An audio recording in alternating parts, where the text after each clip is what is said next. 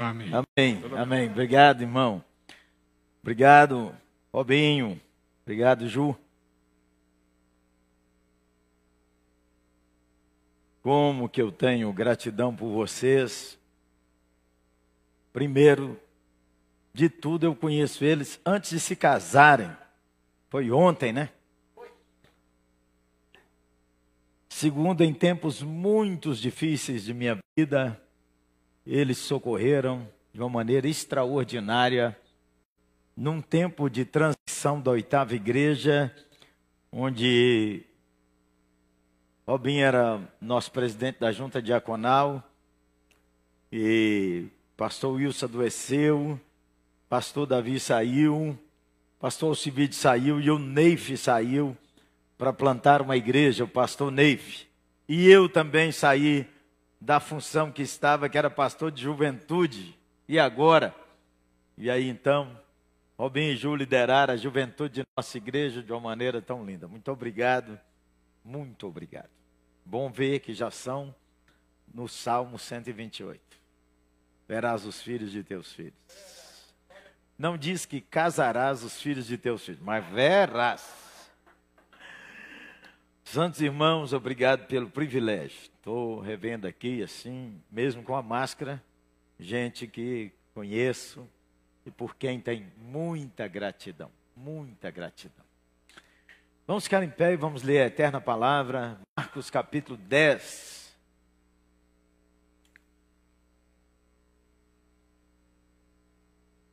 Versos de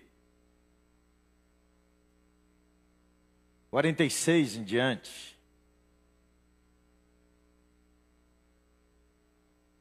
Marcos 10. E foram para Jericó. Quando Jesus saía de Jericó, juntamente com seus discípulos e numerosa multidão, Bartimeu, um cego, mendigo, filho de Timeu, estava sentado à beira do caminho. E ouvindo que era Jesus de Nazaré, começou a gritar: Jesus, filho de Davi, tenha compaixão de mim. E muitos o repreendiam para que se calasse, mas ele gritava cada vez mais: Filho de Davi, tenha compaixão de mim. Jesus parou e disse: chamem o cego. Chamaram então o cego, dizendo-lhe: coragem, levante-se, porque ele está chamando você. Atirando a capa para o lado, o cego levantou-se de um salto e foi até onde estava Jesus. E Jesus lhe perguntou: o que você quer que eu lhe faça? O que você quer que eu lhe faça? O cego respondeu: Rabi, Rabone, mestre, que eu possa ver de novo. Então, Jesus lhe disse: vá, você foi salvo, porque creu. E imediatamente passou a ver e seguiu Jesus pelo caminho afora. Só o Senhor que pode dar água da vida. Só o Senhor que pode repartir o maná de Deus e ofertar a cada um. Nenhum pregador consegue, nenhum mestre consegue, ninguém consegue, porque Tu és a água da vida, Senhor Jesus. Tu és o pão da vida. Senhor, dá sede ao nosso coração, dá fome à nossa alma e permite que nós possamos receber aquela porção que nós não teremos dúvida, foi separada pelo Senhor para cada um de nós. Compadece-te de mim e também me dê, Senhor, da água e do pão que só o Senhor dá. Em nome de Jesus, amém. Pode sentar. Nem toda oportunidade se repetirá em sua vida. A oportunidade que você já perdeu para sempre. Mas há oportunidades que Deus muitas vezes repete. Das poucas coisas que lembro lá dos tempos em que eu era ginasiano, é que uma das minhas professoras dizia: a oportunidade só tem um fio de cabelo, pegue-a. Essa é a história de Bartimeu. É a última semana do Senhor Jesus na terra. E o Senhor Jesus intencionalmente passa por Jericó, subindo para Jerusalém. A partir dessa história, você lê Lucas 19, que é a conversão de Zaqueu, um terremoto em Jericó. Um terremoto. A conversão de Zaqueu, quando nós estudamos todo o pano de fundo político que envolvia a conversão de Zaqueu, é um terremoto. Zaqueu é como se o chefe do tráfico fosse escolhido para ser o homem com quem Jesus ia comer naquela noite. Um terremoto em Jericó. Jesus saía de Jericó. Quando você lê no texto paralelo, nos sinóticos, Mateus e Lucas, diz que Jesus entrava em Jericó. Os historiadores dizem aí que é a antiga Jericó e a nova Jericó, que Herodes, que estava remodelando a política intensa e a construção e a maneira como o Império Grego tinha ênfase sobre a Palestina, estava tornando Jericó moderna e linda. Jericó, cidade das palmeiras. Ainda hoje, há muitas palmeiras lá, tamareiras. Jericó, distante de Jerusalém, mas muito melhor para morar do que Jerusalém. Em Jericó morava grande parte dos sacerdotes que cumpriam seus turnos no templo. Às vezes, eram 2 vezes por ano. E o templo arrecadava muito dinheiro. O templo em Jerusalém arrecadava, hoje seriam milhões e milhões de dólares. Os sacerdotes ganhavam do que o templo dava para cumprir 2, 3, 4 turnos. Havia sacerdotes nas pequenas cidades e pequenas vilas, como o caso de Zacarias, que estava lá 1 semana em Jerusalém, cumprindo o seu turno, quando ele teve que oferecer o sacrifício. E aí ele teve a visão, que lembramos, foi do nascimento de João Batista. Jericó, Jerusalém. Também em Jericó moravam muitos dos partidos dos saduceus. Nós lembramos dos escribas, dos fariseus e dos saduceus, saduceus formados pelos aristocratas, os mais ricos, os judeus mais ricos que existiam na Palestina formavam parte desse partido. E também eles influenciavam profundamente o sinédrio, que é quem decidia a vida jurídica e a vida política de toda a Palestina a partir de Jerusalém. A cidade, a estrada difícil, a estrada cheia de gente perigosa. Lembramos daquela história que o Senhor Jesus contou, de que um judeu descia de Jerusalém para Jericó e foi assaltado. A estrada era perigosa, passou ali o sacerdote e o levita.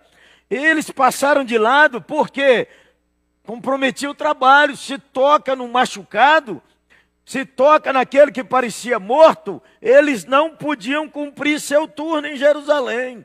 Eles estavam cerimonialmente impuros. Bartimeu é colocado lá todo dia?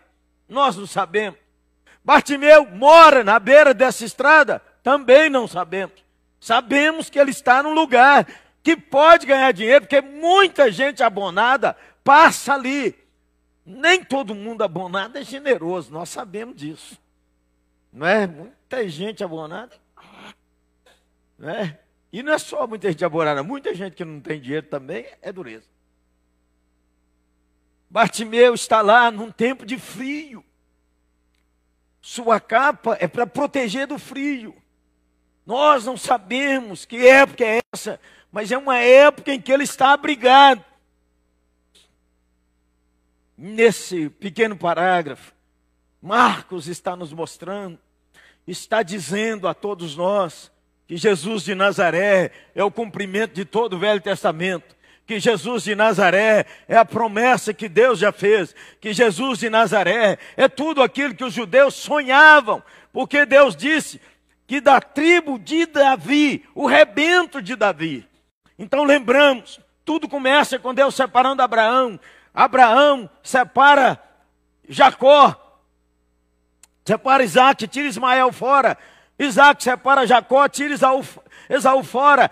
E da turma de Jacó, ele gera 10 filhos, 11 filhos. Mas José sai fora e entra 2 egípcios, Manassés e Efraim. Então o povo de Israel, ele é constituído do que Deus sempre sonhou, de todos que participam das nações da terra, porque Abraão não é hebreu e Efraim e Manassés não são hebreus, são egípcios, e eles são para dentro para formar o povo de Deus.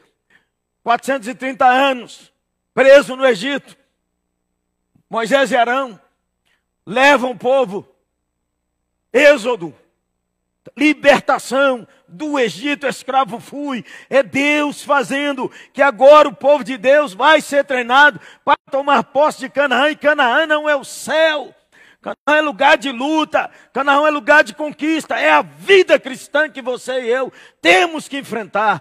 E depois então vem os juízes, morto Josué, Moisés morre, Josué assume, morre Josué, assume os juízes, morrem todos os juízes, o último juiz, Samuel. E aí então os juízes não estavam dando conta, porque Deus deixou filisteus, jebuseus, cananitas, porque Israel não lhe obedecia. E Deus disse, eu vou deixar aquilo que pode ser um espinho para vocês. O povo pede um rei, então chega Saul. Saul chega, mas Saul não dá conta, porque Saul não tem o coração para obedecer. E depois então de Saul, Deus levanta um homem segundo o seu coração. Levanta Davi. E Davi então expande o reino até onde Deus prometeu a Abraão. A única época que o reino chega onde Deus prometeu a Abraão é com Davi e com Salomão. Depois, então, Salomão não faz uma boa transição. Roboão, seu filho, aumenta os impostos, trata com dureza. Jeroboão, seu primo, quebra o reino. Reino do norte, Judá, com 12 tribos. Reino do sul, com Roboão, com a tribo de Judá e meia tribo de Manassés. E tudo isso estamos aí. Primeiro Samuel trata de Saul, segundo Samuel trata de Davi, primeiro de Reis trata de Salomão e a sucessão com Roboão. E aí depois, segundo Reis, é aquela dor tremenda. Andou nos caminhos do Senhor, não andou nos caminhos do Senhor, andou nos caminhos do Senhor. Mas lá dentro dessa promessa, vem aí os profetas dessa época, toda a profecia vem dizendo, do tronco de Jessé ele vai levantar. Do tronco de Jessé, da raiz de Jessé, da família de Davi, Deus vai levantar o Messias. Isso era ensinado desde o exílio da Babilônia, 70 anos, e na volta do povo, com Esdras, Neemias, Ageu, Zacarias e Malaquias, todo mundo era ensinado. É da raiz de Davi que vem o Messias. E em todo lugar era ensinado que uma das filhas daria luz a esse rebento de Davi. Na cabeça, no inconsciente do povo, Deus visitaria a terra.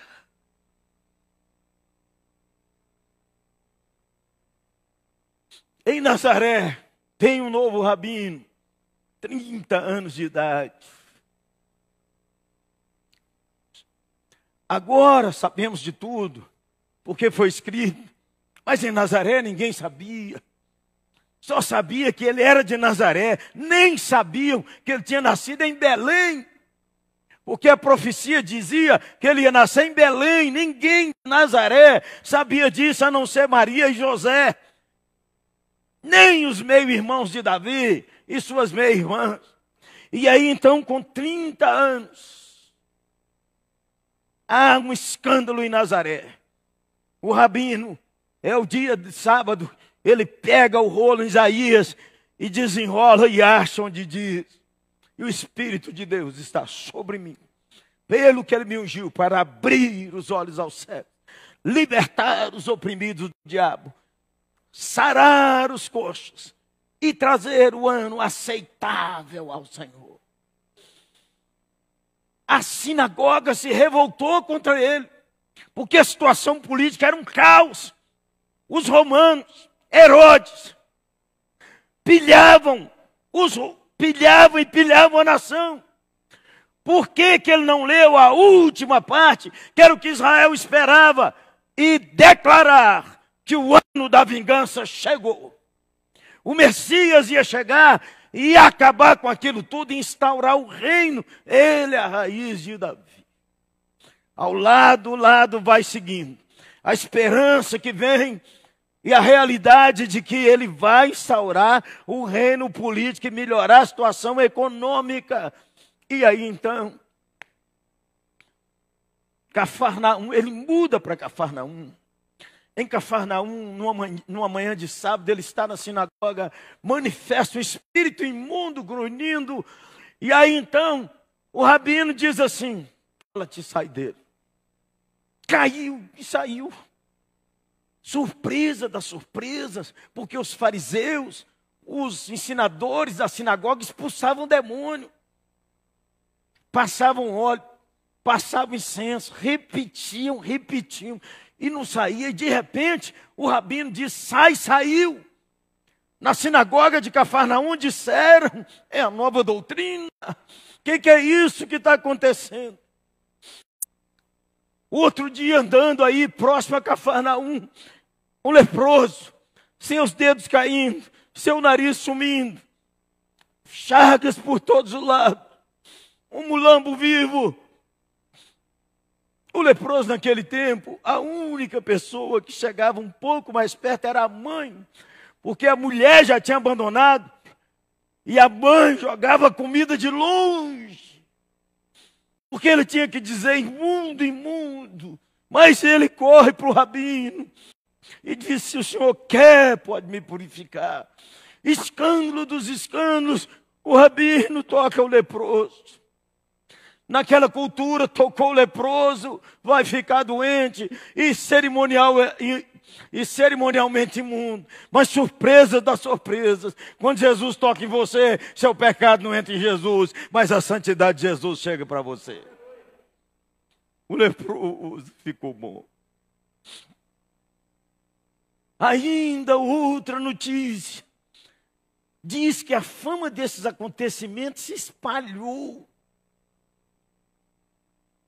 A 9 quilômetros de Cafarnaum tem uma cidade chamada Naim. Andando por aqueles caminhos, no dia anterior, um centurião mandou alguém dizer: vai na minha casa, meu servo que eu amo está doente, cure-o. E o rabino começou a andar para lá, Jesus de Nazaré. E aí chega um homem e diz assim: o centurião mandou dizer, não precisa ir, que ele é um homem que dá ordens. Ele fala com o soldado, vai e ele vai. Fala com o outro, vem e ele vem. Ele disse: o que o senhor falar acontece. Jesus disse: nem Israel tem uma fé igual a essa. Ele já ficou bom. Quando você compara os textos com o Evangelho de João, em João diz que quando voltaram, perguntaram: e o moço ficou bom? Ficou bom. Que hora? Ontem à tarde. Jesus cura distante. Jesus então, com a multidão, vai entrando em Naim. Ninguém podia ser enterrado dentro da vila, porque o defunto dentro da vila tornava a vila imundo. Por isso que o cemitério era fora. Grutas, não era 7 palmos, era grutas, onde enfiava o corpo numa maca, enrolado. E muitas vezes a família que tinha alguma condição perfumava o corpo. Jesus está chegando, tem uma mulher chorando, tem as carpideiras contratadas para ajudar o povo a chorar. Porque naquele tempo, enterro bom, enterro que chora. E você sabe, se tiver alguém chorando, a gente chora. É igual o bocejo. O cara abre a boca, a gente tá... Ninguém abre aí, hein? O rabino não pode tocar no morto, que ele fica imundo. Surpresa das surpresas. O rabino fala com o defunto e ele escuta. Esse é Jesus de Nazaré. E aí então o povo diz: Deus visitou essa terra, diz Lucas capítulo 7. Porque a última ressurreição foi há 800 anos atrás, no ministério de Eliseu. E todo mundo sabia que quando Eliseu e Elias andou nesse mundo, Deus estava nesse mundo. E então a notícia corria que José e Maria era da tribo de Judá. Que José e Maria era descendente de Davi, não sabe que ramo é esse. E aí então o povo dizia: será ele o filho de Davi? E diz a palavra de Deus que a notícia se espalhou por toda a terra. Bartimeu, todo dia, se assenta naquele lugar e ouve os rumores de todo mundo que passa subindo para Jerusalém. Viu falar do Jesus de Nazaré, viu falar do Rabino Jesus, pois ele teve uma tarde, menino, teve uma tarde que ele não pôde nem comer, porque depois daquilo lá, em Cafarnaum, que ele expulsou o demônio, o povo de todo lugar chegava de manhã, de tarde, de noite, trazia os doentes, ele falava, o cara via, ele falava, o outro andava, ele falava, o outro ficava liberto, ele falava e tudo acontecia, todo o caminho de Jericó a Jerusalém da notícia diz. Por isso, Bartimeu está cego, na beira do caminho, naquele dia. E aí, perde um sentido, os outros aguçam. E o barulho, diferente hoje. A multidão. E Bartimeu pergunta: o que está havendo? Que barulho é esse? Quem é? E alguém ao seu lado, Lucas diz que eram 2 cegos, mas Bartimeu desponta. Alguém ao seu lado diz: é Jesus de Nazaré, Jesus, filho de Davi.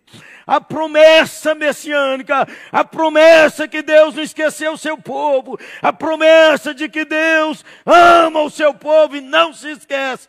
Tem compaixão de mim.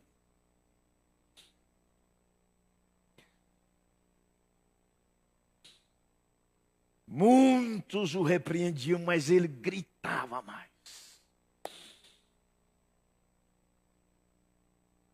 Surpresa da surpresa. O rabino vai andando, o barulho vai crescendo, o barulho vai crescendo. Está próximo a Bartimeu e ele grita, porque o vozerio da multidão acompanhando o rabino. Você conhece a multidão não anda em silêncio.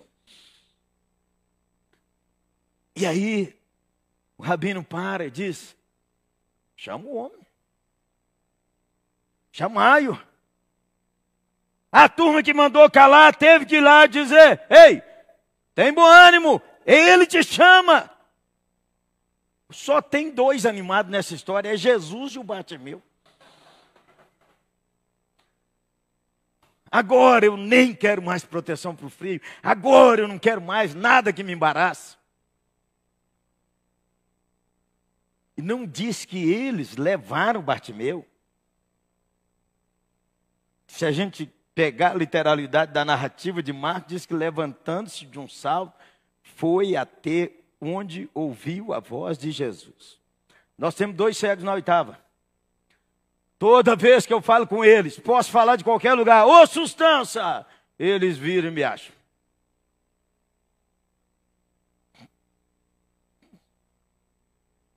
O que você quer? Senhor. Ele já estava no coração o que ele queria. Ele já tinha no coração o que você quer. Sei não. Primeiro eu não esperava que o senhor parasse, então. Eu quero ver de novo. Nós não sabemos quando ele perdeu a vista. E Jesus disse, beleza. Está tudo certo. Abriu os olhos. O primeiro que ele viu foi Jesus. Jesus sobe para Jerusalém. Bartimeu sobe com Jesus.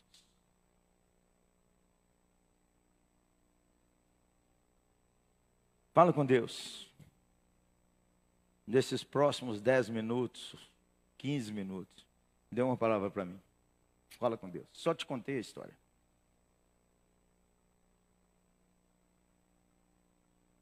Senhor, oração não são palavras. Oração é o que está no coração. Porque no coração só o Senhor que lê. Ninguém mais.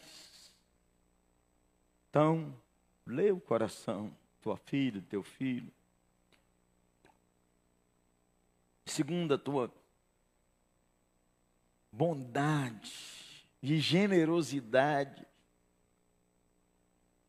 contempla esse desejo. Um coração que anseia por milagres. É o coração de Bartimeu. Um coração que anseia por milagres. Será que Deus encontrará aqui hoje o coração onde só Ele lê? O coração onde só Ele enxerga? Um coração que anseia por milagres. Há pessoas que dizem assim, fulano era improvável. Não há ninguém provável para Deus. Ninguém. Todos são improváveis, todos pecaram, todos estão separados, todos estão condenados, todos estão debaixo do juízo de Deus. Portanto, Deus chama, segundo a sua graça e misericórdia, todos são improváveis e todos podem receber graça e misericórdia. 5 palavras que eu quero lhe ensinar hoje, que eu aprendi com Bartimeu, e peço a Deus que me dê isso todo dia. Um coração que anseia milagres. Expectativa, iniciativa, coragem, disposição e fé. Expectativa, iniciativa, coragem, disposição e fé. Expectativa, pregue o nome de Jesus, testemunhe o nome de Jesus. Quando você fala do nome de Jesus, você gera esperança. Abra sua boca todo dia. Não há igreja dentro de 4 paredes. Não há igreja presa dentro de 4 paredes. Nem as baratas vivem aqui dentro. Existem os crentes de boca fechada. A máscara travou também. Porque não fala todo dia com as pessoas que conhecem quem é Jesus, o que Jesus fez na sua vida, e fala leve. Todo mundo, nesses tempos da pandemia, está no buraco. Todo mundo está tenso, nervoso, com medo, inseguro. Precisa de haver alguém que leve a notícia da sinagoga de Cafarnaum, que leve a notícia da estrada de Cafarnaum, que leve a notícia da ressurreição em Naim. Precisa de alguém que diga, Cristo me salvou e me transformou. Leve. Todo dia você e eu deveríamos oferecer orações às pessoas que passam por nós. Com doçura, com bondade, com carinho. Nós não somos chamados para converter ninguém. Somos chamados para dar a verdadeira esperança. Não é essa conversa aí que no final dá tudo certo. Se não deu certo é porque não chegou ao final. Isso é bobagem. Ou teologia profunda. Teologia profunda, porque você está dizendo assim, no final dá tudo certo igual Deus quer, porque Jesus vai voltar, vai instaurar o seu reino, vai levantar o seu povo e vai jogar o diabo no lago de fogo com todos aqueles incrédulos. Aí sim deu certo. E já está certo, porque já está escrito o último capítulo. Você sabe, só tem 4 capítulos que as coisas estão belas na Bíblia. Gênesis 1 e 2. E Apocalipse 21 e 22. O resto o pau está quebrando. É só confusão. O pecado estragou sua vida. O pecado estragou a raça humana. Você e eu não sabemos quais os pecados somos capazes de cometer com os olhos, com a língua, com o pensamento. E no momento de raiva intensa, nós somos capazes de estraçalhar alguém com palavras e, se tiver uma arma na mão, com uma arma. Ninguém sabe o que a queda fez no seu coração. Por isso, nunca diga, esse pecado eu jamais cometerei. Porque a Bíblia diz que quem pensa que está em pé. A queda arrebentou a raça humana. Por isso a guerra, por isso o tráfico humano, por isso o aborto, por isso as ideologias anti-Deus, por isso a exploração do homem, por isso nós somos a única espécie que mata a espécie. Por isso, problemas tão graves, que agora é a bola da vez, no Afeganistão, mas isso está acontecendo no Sudão, a mesma coisa. No Sudão do Sul, acontece na China. Nós deveríamos orar além do nosso umbigo. Oramos para não pegar o coronga, está errado. Oramos para que os nossos que pegaram sejam curados, não está errado. Mas nós somos do reino. Se somos do reino, o meu irmão, o incrédulo, o outro é tão importante quanto eu.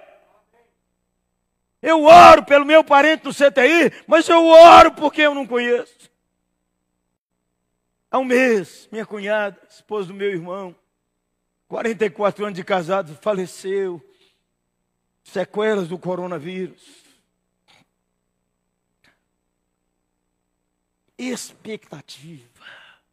O que Deus está fazendo? Nós estamos vivendo o tempo da graça, apelidado Covid-19. Isso foi pensado antes da fundação do mundo. Não é uma coisa maligna, demoníaca. É Deus repreendendo e tocando a trombeta para as nações, dizendo: ei, volta!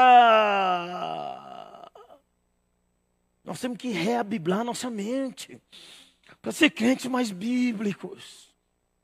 O pastor Robson fez 60 hoje ou ontem.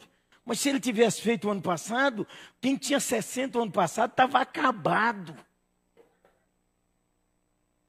Turma do risco, 60. Eu tinha 65, menino. Olha, só pode andar quem tem abaixo de 60.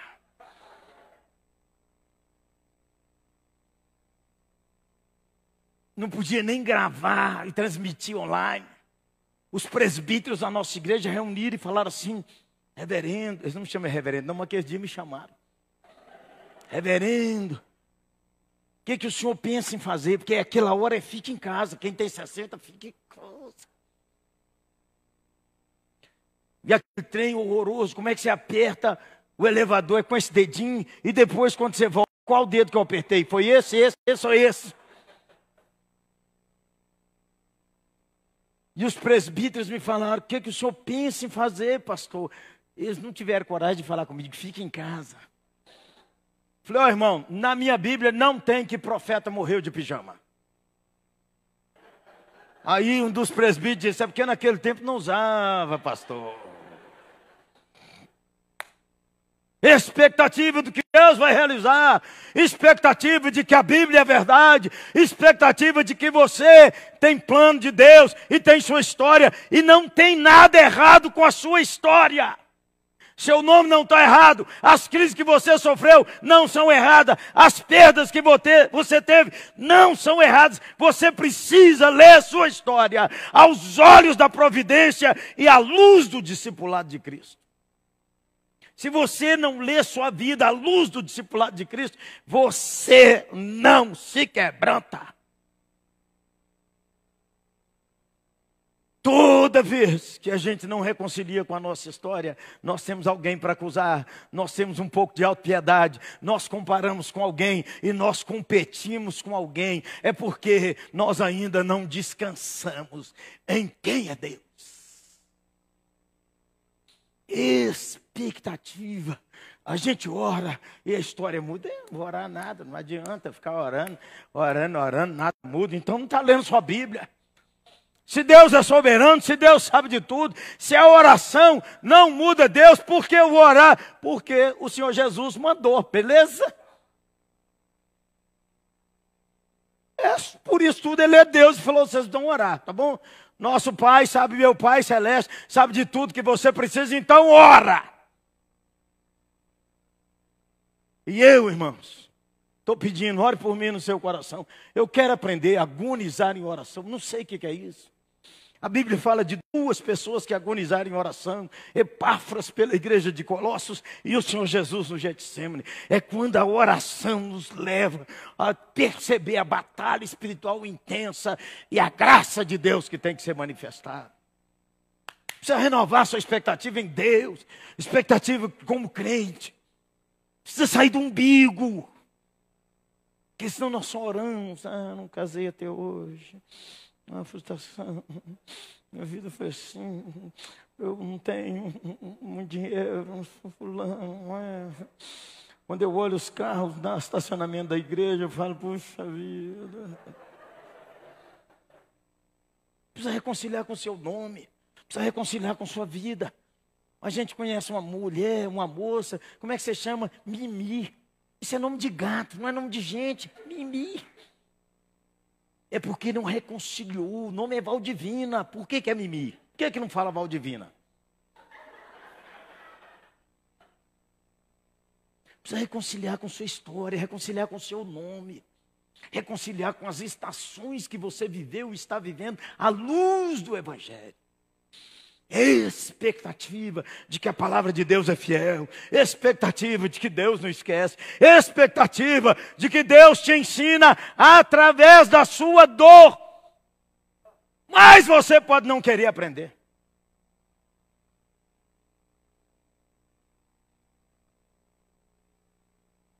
Jesus, filho de Davi. Coração que espera milagres, expectativa, iniciativa, coragem, disposição e fé. Iniciativa. E ouvindo que era Jesus, clamou. Pensa se Bartimeu fosse igual a alguns de nós. Eu já tive assim em algumas ocasiões. Vamos lá, Bartimeu. Fica parecendo comigo naquele tempo. A multidão vem. Quem é? Jesus de Nazaré. Ah, é? Foi ele que falou, vinde a mim os cansados e oprimidos. Não foi? Foi. Não foi ele que falou, veio dar vista o cego? Foi. Então vou ficar aqui esperando se ele olha para mim. É, tá chegando perto. Vamos ver se ele para aí, né? Ainda mais nós dois. Nós dois estamos cegos aqui há tempo. Ué, diminuiu o barulho. Pergunta aí o que foi. Aí perguntou alguém que está enxergando. O que está acontecendo? Ó, fez a curva subindo para Jerusalém. Acorda! Quem crê na graça, esforça mais. Quem crê na graça, planeja mais. Quem crê na graça, prega como se eu fosse quem converte as pessoas. Ah, não, tudo é pela graça, então Deus vai fazer mesmo. Não entendeu a Bíblia? É Deus quem começa a andar atrás da gente, é Deus. Por isso, a notícia correu para todo lugar. É Deus dizendo, ei, ei, ei, ei, ei. E chegou em todo mundo, chegou nos fariseus, chegou em Jerusalém, chegou na Idumeia, chegou no Iraque, chegou na Síria, chegou por todo lado. Tem um rabino que o povo diz que é o Messias. Iniciativa. E ouvindo que era Jesus, clamou. Está na hora de você levantar e dizer: o que eu posso ajudar aqui nessa igreja? Eu estou esperando me chamar. Ninguém me chama. Uma vez uma pessoa falou comigo na igreja: nessa igreja aqui a gente não pode servir. É porque eu sou levita. Eu falei: eu não sabia não. As tribos acabaram, você não sabia não? Tem mais tribo não? Não, mas beleza. Você é levita? É. Os levitas também eram porteiros. Domingo que vem no estacionamento. Essa igreja aqui não dá valor a gente. Falei: você não quer servir, você quer microfone. É diferente. Diferente. Iniciativa. Vamos, levante-se cedo, ore. Comece a semana bem. Comece a semana proclamando que Deus vive. E não comece dizendo: segunda-feira de novo. Ninguém merece. Isso tem que sair da boca do crente, ninguém merece. Tem que sair. O crente fala: pelo amor. Que isso? Você precisa voltar para sua Bíblia, precisa ler sua Bíblia, ler grandes porções da Bíblia, ler o livro inteiro da Bíblia, parar de brincar com o Salmo 119 e ler os 176 versículos, ou memorizar. Eu era pastor de jovens e fiz esse desafio lá na 8ª. 2 moças decoraram, uma delas, casada, filha adolescente, sabe até hoje. E agora a filha disse: eu vou igual a mamãe, já está no meio do Salmo 119. Iniciativa. Tome iniciativa diante de Deus. As promessas estão aí. Tome iniciativa. Não recomendo isso para todo mundo não, mas se cair no coração. Uma moça, minha amiga, em Niterói, é casada com um homem há 42 anos. Eles eram da mesma igreja. Ela, envolvida com teatro, cabelo, aquele cabelo assim, sarará, lindaço. E ele, intelectual, mais tímido. Fazia artes marciais, bonitaço. E as meninas tudo atrás dele. Um dia acabou o culto de jovens, sábado à noite. Ela falou com ele: senta aqui comigo. Vem cá. Eles tinham namorado, terminado. E ficava aquela galinhagem, ele dando bola para uma, para outra. Aí ela falou: senta aqui, eu vou te dar 10 razões porque você precisa casar comigo e não com outra mulher. 1ª, 2ª, 3ª, 4ª, 5ª, 6ª, 7ª, 8ª, 9ª, 10ª.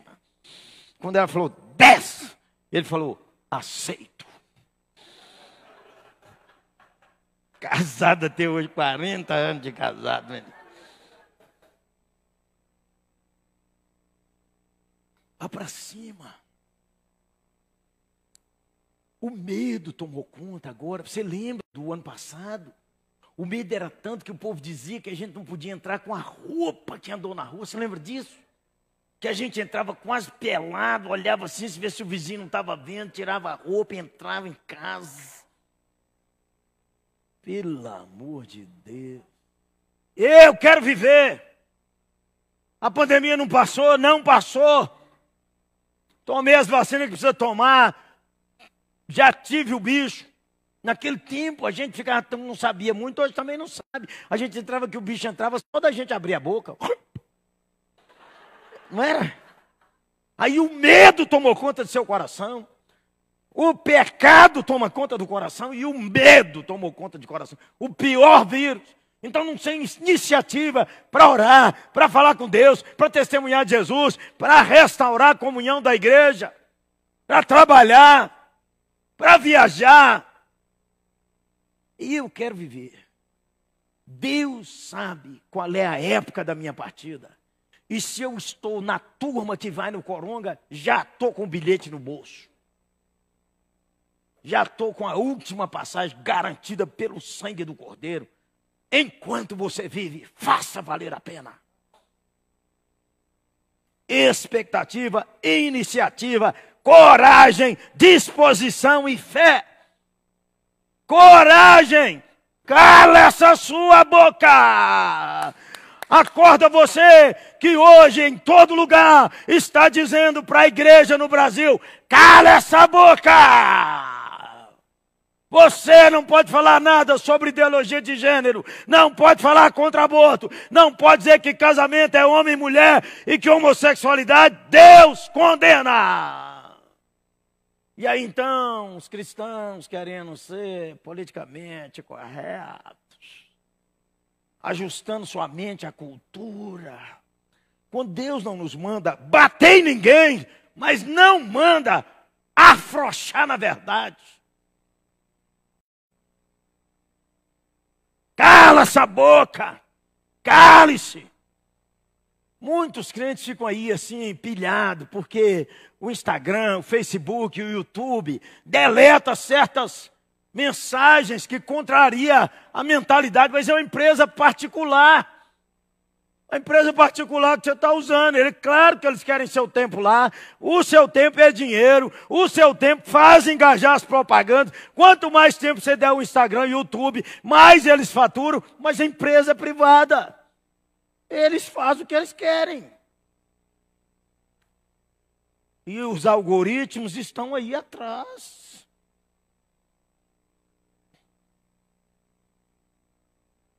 Outra coisa, irmãos, esses dias a hamburgueria fez um vídeo defendendo a ideologia de gênero. Vários cristãos, eu não estou brigando com eles não, pegaram a foto da hamburgueria e puseram na sua mídia social, propaganda de graça, porque o cara não lê só a hamburgueria.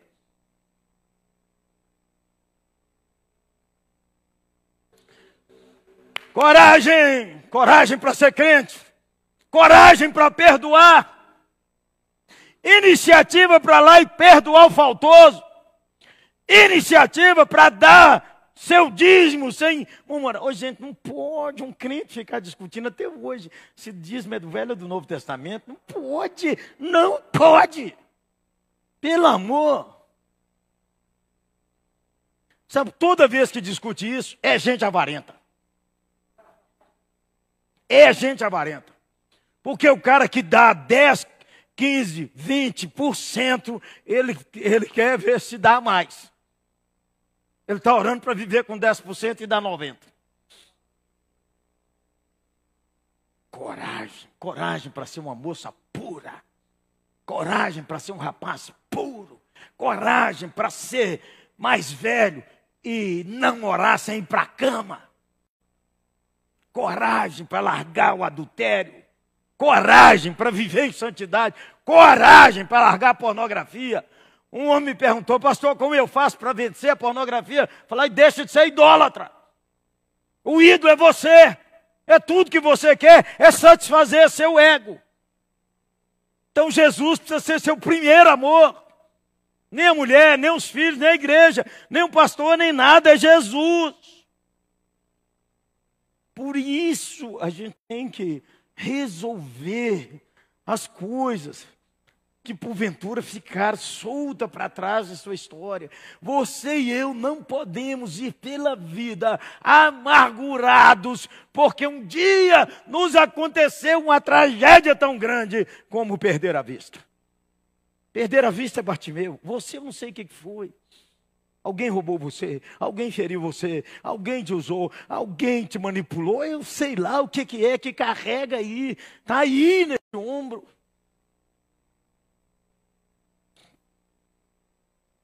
Coragem, Bartimeu. Coragem para amar de novo sua mulher, seu marido. Coragem para restaurar a alegria em Deus. Coragem para que sua Bíblia fique viva. Ô irmão, não pode, você sabe. A Bíblia não foi escrita em capítulos e versículos. Então o cara diz: eu quero que Deus me dê uma palavra. Isso é feitiçaria. Isso não é Bíblia. Deus faz o que Ele quer, irmão. Mas Deus escreveu cartas. O livro de Gênesis foi escrito para ler de uma sentada. Não eram capítulos, é uma história. Todo o livro da Bíblia foi escrito para a gente ler de uma vez. Olha, nós já acompanhamos séries. E se você fizer a conta de quantas horas você gastou com série, você já teria lido a Bíblia 3 vezes esse ano. Eu estou contra você ler série? Não, gente, me entenda. Coragem para fazer uma coisa nova. Coragem para cumprimentar um morador de rua. Vale a pena se você não viu o filme Somos Todos Iguais. É gente rica com morador de rua. Mas um morador de rua disse uma frase, que é uma frase que todo cristão de Cristo pratica. Ele diz: quando você cumprimenta um morador de rua, você não muda a situação dele, mas você diz para ele: você não é invisível, eu te vi.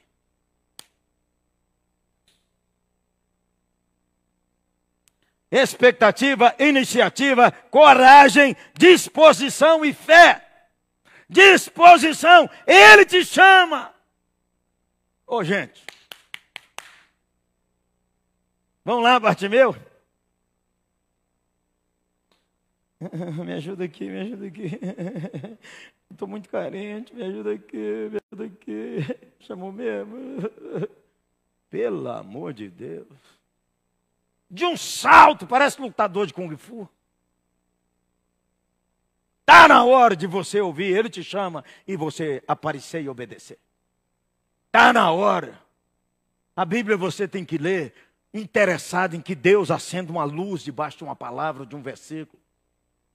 Tem bom ânimo, Ele te chama. O dia que eu li isso aqui, acendeu uma luz embaixo. Tem bom ânimo.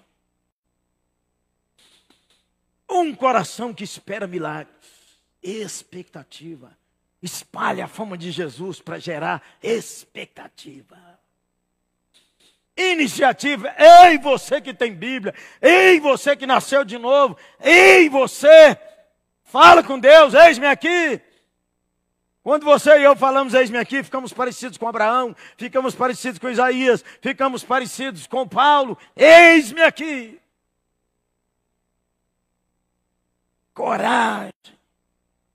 O Senhor Jesus ia para a cruz, mas Lucas diz uma frase, e o rabino seguia intrépido para Jerusalém. A morte aguarda, a morte espreita. Quer vivamos, quer morramos, somos do Senhor. Um punhado de crente com medo de morrer. Gente, como é que o cara quer ir para o céu e não quer morrer? Tem jeito, Zé. E outra coisa, a sua estação está marcada. Porque nós vivemos parecendo assim. E o bom é a gente fazer 120 anos com o corpo de 40. Sem ter doença nenhuma.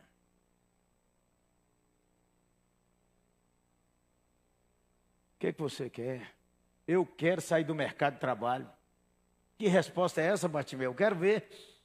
Você ganha dinheiro pedindo esmola? Se você ver agora, como é que vai ser? Dá uma esmolinha, você está vendo, Zé? Vai arrumar um emprego. É isso, é. Eu gosto desse Bartimeu. Ah, a vida mudou, menino. A vida mudou. Uma igreja, irmãos, é um presente para uma cidade e para as nações. Os crentes, os membros da igreja precisam perceber. Às vezes nós passamos nessa avenida todo domingo sem orar pela avenida. Nunca orei pelo povo que mora aqui. Fé para crer que sua Bíblia é verdade. Fé para obedecer ao Senhor. Lê sua Bíblia. Tem gente que diz assim, Deus não fala comigo. Não está lendo a Bíblia, não está. Porque se lê a Bíblia mostra o seu raio-x.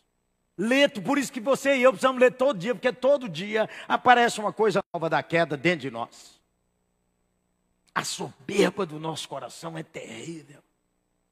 A soberba do nosso coração arruma justificativas pelos pecados que nós agasalhamos no coração e nós não deixamos de achar alguns que dizem assim: ah, mas se eu fosse você, eu fosse no seu lugar, eu estava ainda pior.